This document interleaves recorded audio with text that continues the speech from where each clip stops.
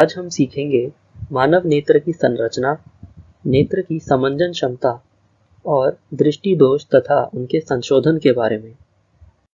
मानव नेत्र का लेंस निकाय एक प्रकाश सुग्राही पर्दे, जिसे रेटिना या दृष्टिपटल कहते हैं, पर प्रतिबिंब बनाता है। नेत्र में प्रकाश एक पतली झिल्ली से होकर प्रवेश करता है, जिसे स्वच्छमंडल या कॉर्निया कहते हैं। नेत्र में प्रवेश करने वाली प्रकाश किरणों का अधिकांश अपवर्तन कॉर्निया के बाहरी पृष्ठ पर होता है।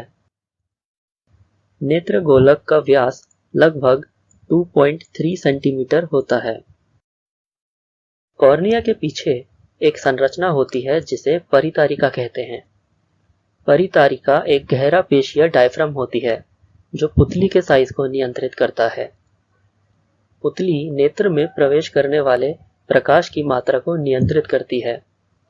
अधिक प्रकाश में पुतली का साइज घट जाता है और धीमे प्रकाश में उसका साइज बढ़ जाता है और अधिक प्रकाश नेत्र में प्रवेश कर पाता है।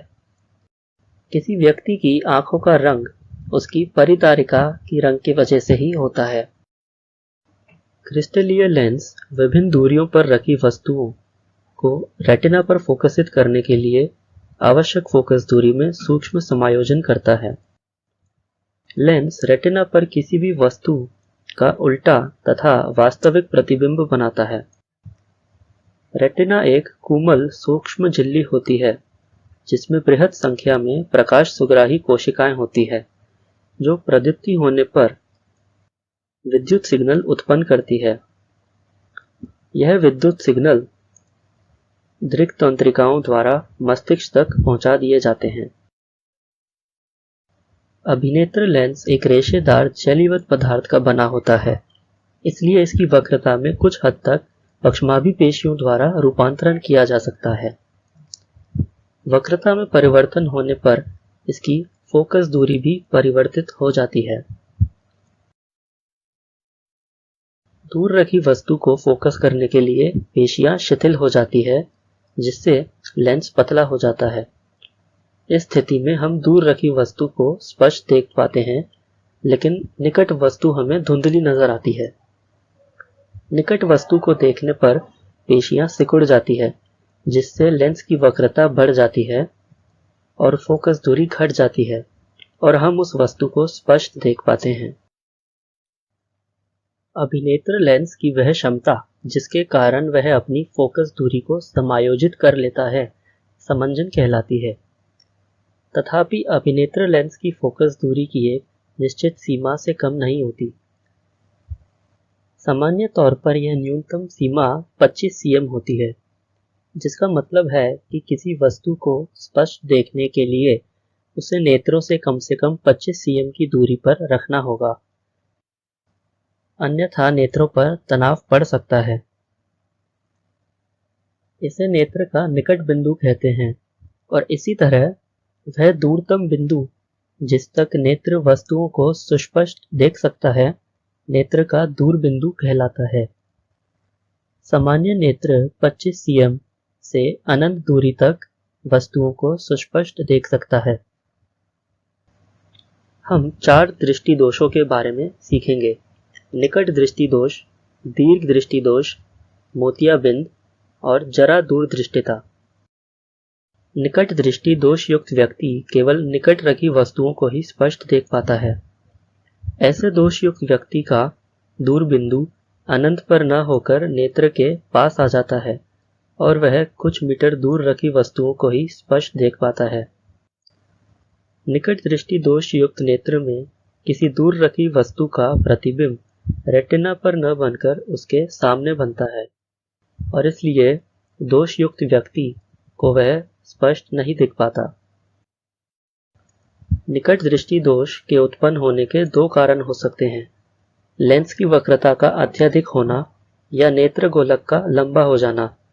इन कारणों की वजह से प्रतिबिंब रेटिना पर न बनकर उसके सामने बनता है। इस दोष को किसी उपयुक्त क्षमता के अवतल लेंस के उपयोग के द्वारा संशोधित किया जा सकता है। उपयुक्त अवतल लेंस प्रतिबिंब को वापस रेटिना पर ले आता है। निकट दृष्टि दोष पर आधारित एक उदाहरण देखते हैं। किसी निकट दृष्टि दोष युक्त व्यक्ति का दूरबिंदु नेत्र के सामने 80 cm दूरी पर है। इस दोष को संशोधित करने हेतु आवश्यक लेंस की प्रकृति तथा क्षमता क्या होगी? जैसा कि आप देख सकते हैं, इस व्यक्ति का दूरबिंदु 80 cm की दूरी पर है। हम एक लेंस का उपयोग करके इसे संशोधित करना चाहते हैं। तो हम चाहेंगे कि इस दूरबिंदु का प्रतिबिंब अनंत पर बने। तो इस लेंस के लिए बिंब दूरी -80 cm होगी और प्रतिबिंब दूरी अनंत के बराबर होगी। तो लेंस फॉर्मूला का उपयोग करें तो हमें इस लेंस की क्षमता प्राप्त होगी -1.25 डायोप्टर, यानी उपयुक्त अवतल लेंस की क्षमता -2.5 डायोप्टर होनी चाहिए। दीर्घ दृष्टि दोष युक्त व्यक्ति निकट रखी वस्तुओं को स्पष्ट नहीं देख पाता है। ऐसे दोष युक्त व्यक्ति का निकट बिंदु 25 सेंटीमीटर से दूर हट जाता है और उसे सिर्फ दूर रखी वस्तु ही स्पष्ट नजर आती है। ऐसे दोष युक्त नेत्र में किसी निकट रखी वस्तु का प्रतिबिंब रेटिना पर न बनकर रेटिना के पीछे बनता है और दोष युक्त व्यक्ति को वह स्पष्ट नजर नहीं आ पाता। इस दोष के उत्पन्न होने के दो कारण हो सकते हैं: लेंस की फोकस दूरी का अत्यधिक हो जाना या नेत्र गोलक का छोटा हो जाना। इन कारणों की वजह से वस्तु का प्रतिबिंब रेटिना के पीछे बन जाता है। इस दोष को उपयुक्त क्षमता के अभिसारी लेंस के उपयोग से संशोधित किया जा सकता है। उत्तल लेंस युक्त चश्मे अतिरिक्त फोकस क्षमता प्रदान करते हैं और वस्तु के प्रतिबिंब को वापस रेटिना पर ले आते हैं, जिससे वह वस्तु वापस स्पष्ट नजर आती है। दीर्घ दृष्टि दोष पर आधारित एक उदाहरण देखते हैं। एक दीर्घ दृष्टि दोष युक्त नेत्र का निकट बिंदु 1 मीटर है। इस दोष को संशोधित करने हेतु आवश्यक लेंस की क्षमता क्या होगी? तो जैसा कि आप देख सकते हैं, इस दोष युक्त नेत्र का निकट बिंदु 1 मीटर की दूरी पर है।